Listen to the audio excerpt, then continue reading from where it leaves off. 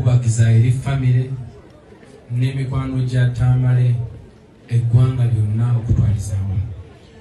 Mukama tugyeko mukwano gwaffe kubanga nze Mwami Tamale abadde mukwano gwange era twali ffenna recently nga tugenza okumulabako mu ddwaliro nze ne mukyala wange ne tunyumya emboozi era nga bwe tubadde nga tunyumya bulijjo naye Mukama tasobodde kubanga ate amwongere mu maaso. Mukama yagaba ate yajja. Mukama yatuwa Tamale ate era yamutudde.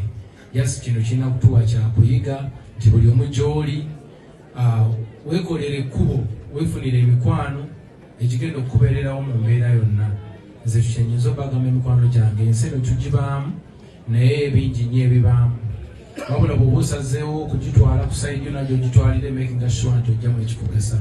Buli omu funa mikwano gyo, kola emikwano buli lunaku so that olunaku lumu oba olulala osobola okuba nga tofuna ekitiibwa ekyo.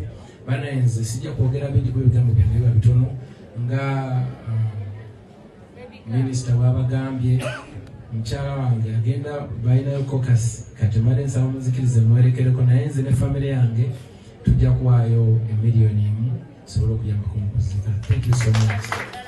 Yabadde yansabye n'angamba nti engeri gye tudduka tajja kusobola kwogera naye engeri gye wamwada akazindayo n'ababuuzaako ndowooza ekyo kimala.